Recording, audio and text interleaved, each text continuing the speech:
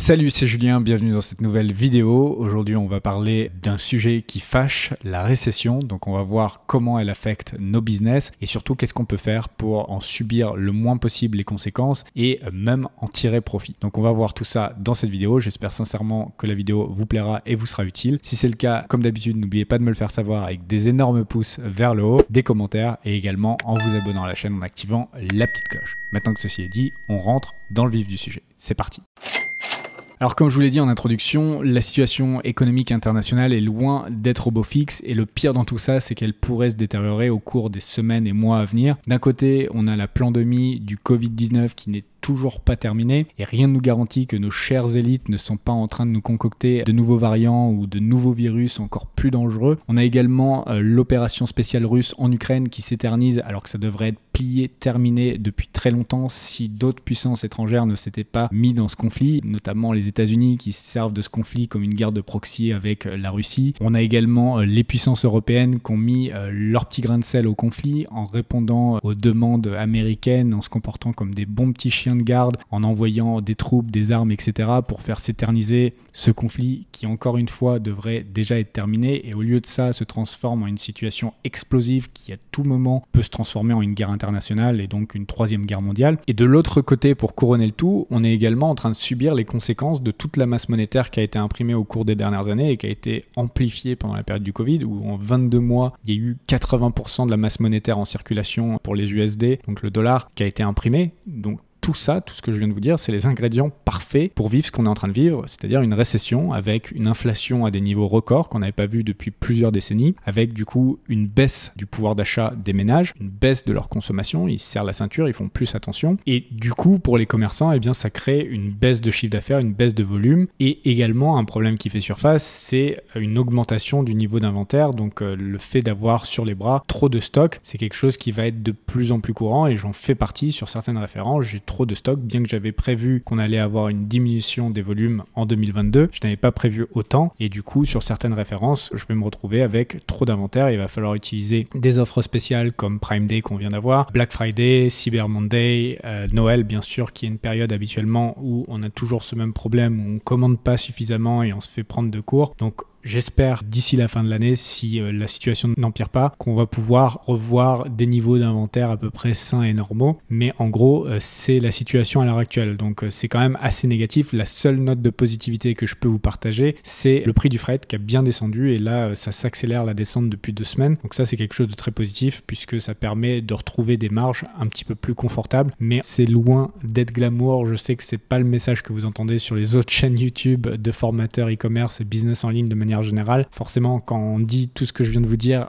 on vend moins de formations parce que là, une grosse partie des gens qui nous regardent souvent sont assez craintifs, ont peur du changement, ont peur de ce qui peut se passer. Après, il faut savoir qu'un bon entrepreneur, une de ses capacités premières, et c'est ce qui entraîne sa réussite, c'est sa capacité d'adaptation et de pivoter en fonction des configurations. Et là, on est dans une configuration qui est difficile. C'est clairement plus 2020-2021 qui ont été des années exceptionnelles. Ça a été mes meilleures années en termes de business. Mais après, on ne peut pas les prendre pour référence. Et ça, c'est un problème qu'on va voir de plus en plus. Il y a beaucoup de gens qui ont commencé pendant cette période-là et qui prennent ces années-là comme référence pour comparer avec leurs résultats actuels. Il faut bien comprendre que 2020-2021, c'était des années totalement anormales. Les gens étaient enfermés chez eux, ils étaient payés pour rester enfermés chez eux, ils ne pouvaient pas aller au restaurant, ils ne pouvaient pas faire des activités, ils ne pouvaient pas voyager, etc. Donc la seule manière dont ils dépensaient leur argent, c'était en ligne sur des sites internet et notamment Amazon. Et c'est pour ça qu'on a connu des superbes années. Et d'ailleurs, si j'ai pu profiter et maximiser mes profits pendant cette période, c'est parce que je faisais du business avant, que j'étais installé, que j'avais une bonne capacité de stockage chez Amazon, des bonnes autorisations pour pouvoir vendre dans différentes catégories et c'est ce qui a fait que j'ai pu profiter de ça. Et donc ce que j'essaie de vous dire, c'est qu'on ne peut pas timer le marché et on ne peut pas faire du business uniquement quand tout est favorable, quand la situation économique est au beau fixe. Si on attend que tout soit parfait pour faire du business, on n'en fait jamais parce que c'est jamais parfait. Et donc ce qu'il faut retenir aussi, c'est que si vous voulez profiter des accélérations, il faut être positionné dans les accalmies. Énormément de fortune se crée justement pendant les récessions, bien qu'on pourrait penser le contraire. D'où l'importance en fait d'avoir une vision long terme quand on fait du business. Et ça va être le premier point de cette vidéo. Donc, je vais avoir plusieurs points dans cette vidéo.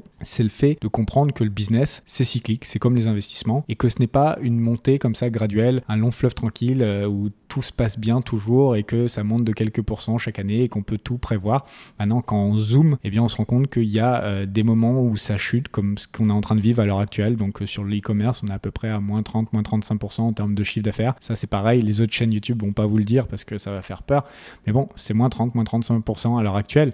Après, est-ce que ça veut dire que c'est zéro? Non, mais c'est moins bon que 2020, 2021. Et ce que je veux dire aussi, c'est qu'il y a des moments où ça part en flèche comme 2020, 2021. Donc, il faut dézoomer, il ne faut pas regarder uniquement ce qui se passe à l'heure actuelle parce que quand on crée un business, dans la durée, une vraie marque, un actif, quelque chose qui peut se revendre, il faut avoir une vision long terme. Et donc, il faut dézoomer de la situation économique actuelle et regarder la tendance générale du e-commerce. Et la tendance générale du e-commerce, quand on dézoome, c'est en flèche comme ça. On est encore aux prémices du e-commerce. Ça aussi, il faut le retenir. Aux États-Unis, il n'y a que 20% des achats qui sont faits en ligne. Et donc, il y a encore une marge de progression énorme et inévitable parce que je ne vois pas comment ça pourrait faire marche arrière. Je suis même étonné que ça soit si faible, j'aurais pensé que c'était beaucoup plus et plus ça va aller, plus ces parts vont augmenter et je ne serais pas étonné que d'ici 2030, 2035, donc sous une dizaine d'années, on ne soit pas à au moins 50% des achats qui se fassent en ligne. Et donc il ne faut pas s'arrêter à la période actuelle qui est négative, certes, je ne vais pas vous dire que tout est rose, mais il faut regarder le long terme et le long terme c'est qu'on est au bon endroit, au bon moment pour encore profiter de cette croissance au niveau du e-commerce. Donc ça c'est le premier point que je voulais aborder. Le deuxième point, c'est est-ce que c'est le bon moment de se lancer pour faire du business? C'est la question qu'on m'a le plus posée au cours des dernières semaines, derniers mois. Alors, j'ai envie de répondre en totale transparence. C'est pas du tout parce que je vends des formations et c'est pas non plus parce que j'ai une chaîne business, mais la réalité, c'est que c'est toujours le bon moment de créer un business. C'est toujours un bon moment de se créer un flux de revenus en plus. C'est jamais une mauvaise idée. Et je pense qu'à l'heure actuelle, c'est pas une bonne idée.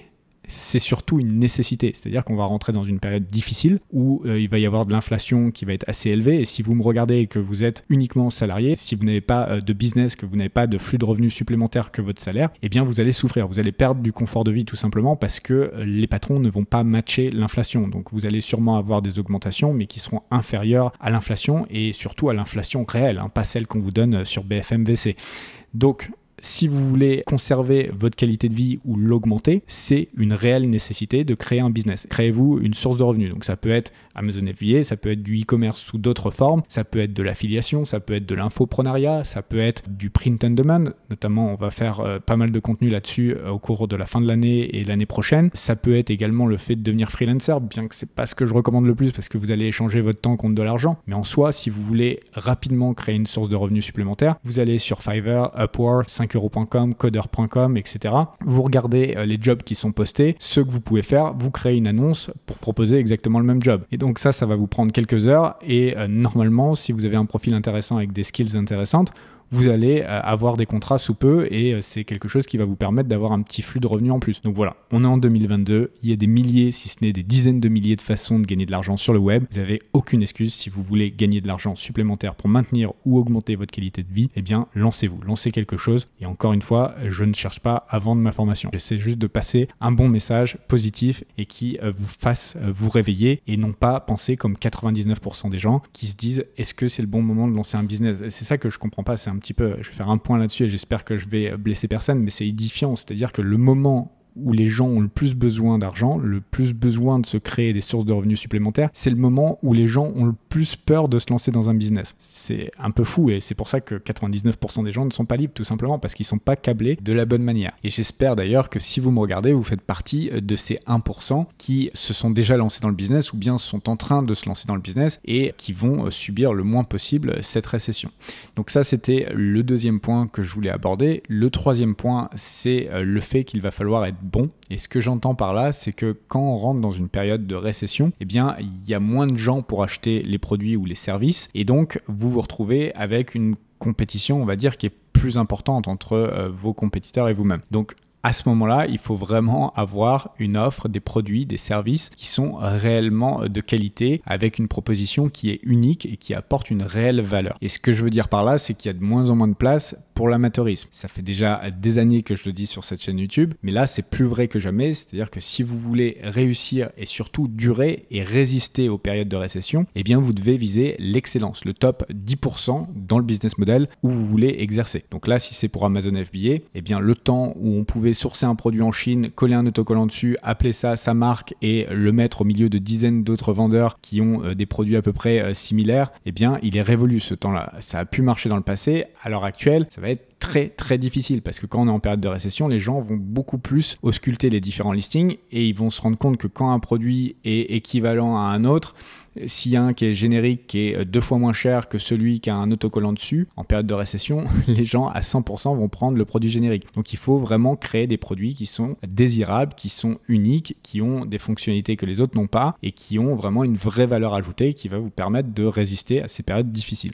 Donc ça, c'est le troisième point. Il va falloir être bon, même peut-être très bon. Ensuite, le point numéro 4, ça va être le fait d'optimiser et de réduire ses dépenses. Alors c'est toujours une bonne idée d'optimiser ses coûts dans un business, mais c'est vrai que quand on est en période de boom, on fait moins attention, on porte moins attention aux dépenses, on a tendance à accumuler un petit peu des services, des applications, des outils, des personnes parfois qui ne sont pas réellement utiles à votre business et le moment où vous allez rentrer dans des périodes un petit peu plus difficiles ou des périodes de récession carrément, eh bien c'est là où vous allez voir que certaines choses finalement sont totalement superflues à votre business et c'est vraiment le moment d'assainir votre business, donc de couper toutes les applications qui n'étaient pas forcément utiles ou bien que vous avez oublié de couper, que vous n'utilisez même pas, les cartes de crédit que vous n'utilisez pas, les outils, les services, etc. Les prestataires ou les employés qui sont censés être experts en expertise et qui finalement en période de récession on se rend compte que leur travail n'apporte pas grand chose à l'entreprise. Donc voilà, c'est un moment où vous devez purger et assainir tout ce qui peut l'être et il y a vraiment pas mal de postes dans une entreprise et également au niveau des produits que vous vendez, tout simplement avec vos fournisseurs, renégocier les prix et également refaites un nouveau sourcing. Utilisez votre historique, le fait que vous vendiez déjà depuis un moment pour pouvoir aller voir des nouveaux fournisseurs et leur dire vraiment voilà mes volumes et voilà ce que je voudrais commander sur les 6 prochains mois et essayer de négocier des meilleurs prix. Ça, c'est la grande force que vous allez avoir dès que vous allez avoir un peu d'historique, c'est que vous allez pouvoir parler à plus de fournisseurs qui vont être plus intéressés par vous que quand vous êtes débutant et que vous ne savez pas vraiment où vous allez aller, quelles vont être les quantités dont vous allez avoir besoin, etc. Là, vous avez un dossier qui va être un petit peu plus solide, on va dire, et il y a certains fournisseurs qui ne vous ont peut-être même pas calculé quand vous avez commencé votre aventure, qui maintenant seraient intéressés à travailler avec vous et peut-être à des tarifs inférieurs aux fournisseurs avec lesquels vous travaillez. Donc ça, c'est une erreur que je vois très souvent, les gens restent avec le même fournisseur du début à la fin. C'est bien si vous avez une très bonne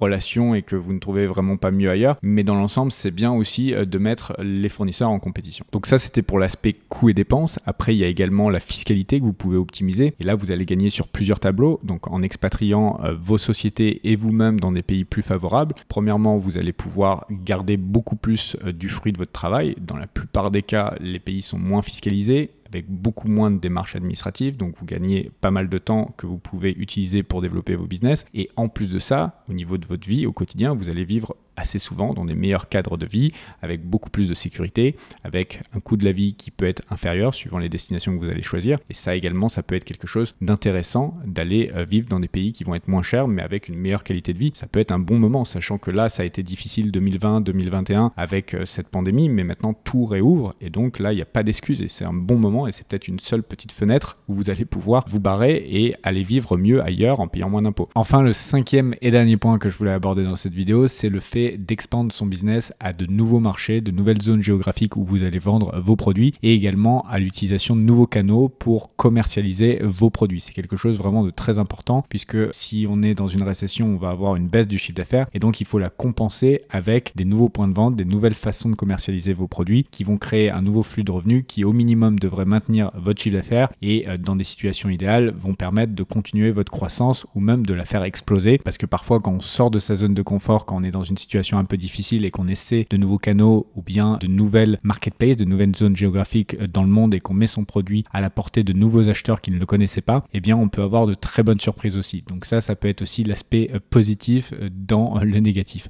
Donc ce que j'ai noté pour ce point-là, c'est que la première chose que vous devez impérativement faire, et c'est quelque chose que je fais déjà depuis des années, c'est de se protéger de la dévaluation de sa monnaie. En l'occurrence, pour la plupart des gens qui me regardent, vous êtes en zone euro et la plupart des gens qui me regardent également vendent uniquement en zone euro. Et là, si vous avez suivi, eh bien, l'euro a perdu énormément de sa valeur à l'international, donc face à l'USD, et sachant que tout est pricé en USD quasi. Bon, ça peut changer, hein, ça va changer peut-être dans le futur, mais pour l'instant, l'USD reste le roi. Eh bien, ça va être intéressant d'encaisser dans d'autres devises, dans d'autres zones géographiques du monde. Déjà, premièrement, pour de la diversification, mais aussi pour de la diversification au niveau currency, au niveau monnaie, devise.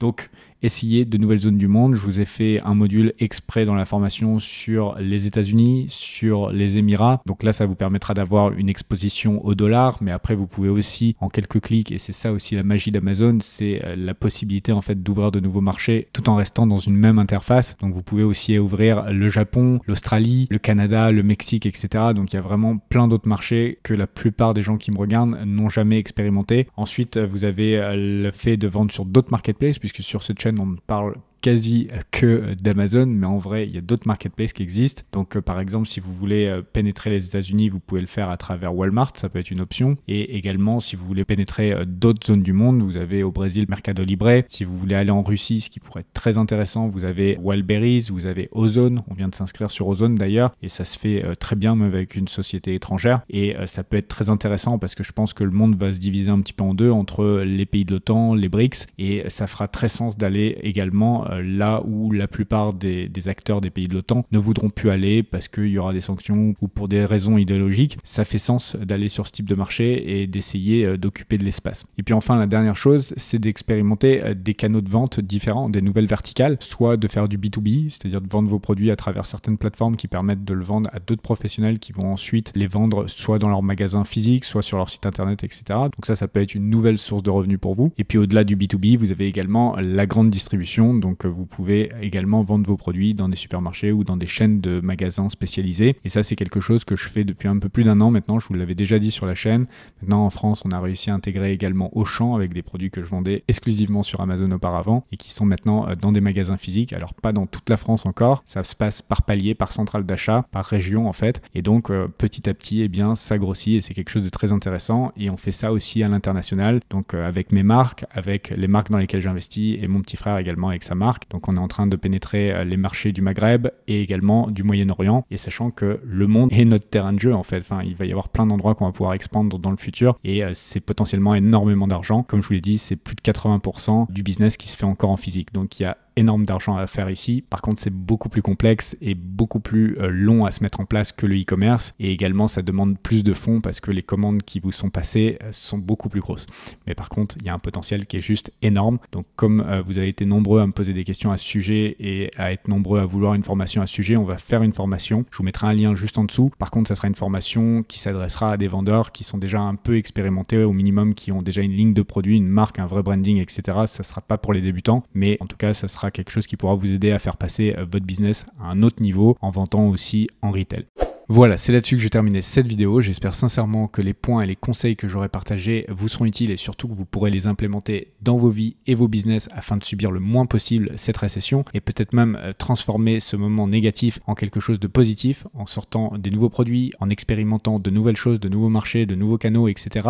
qui feront peut-être passer votre business à un niveau différent ou bien tout simplement le feront exploser. Parfois, ça peut être très très positif de sortir de sa zone de confort et ce type de période est assez propice à le faire. Donc j'espère sincèrement que la vidéo vous aura boosté, vous aura donné des idées et si c'est le cas, eh bien n'oubliez pas les pouces vers le haut, les commentaires et également abonnez-vous à la chaîne en activant la petite cloche pour être sûr de louper aucune des prochaines vidéos. Et puis la dernière chose que je voudrais vous dire, c'est que si vous voulez aller encore plus loin et vous former à mes côtés, sachez que je propose des formations sur la création et le développement de business e-commerce et retail et également sur l'optimisation et l'expatriation fiscale pour ceux qui voudraient payer moins d'impôts. Vous aurez toutes les informations juste en dessous en description et vous pourrez accéder à du contenu vidéo avancé et exclusif qui vous aidera pas après pas à atteindre vos objectifs. Et en plus de ce contenu vidéo, vous aurez également accès à des masterminds, des groupes d'échange dans lesquels vous pourrez vous entraider au quotidien pour aller encore plus vite dans vos aventures. Donc si c'est quelque chose qui vous intéresse, n'hésitez pas à cliquer sur le premier lien et on se retrouve soit dans l'espace membre d'une de mes formations, soit dans une prochaine vidéo YouTube. Je vous dis à très bientôt. Ciao, bye bye.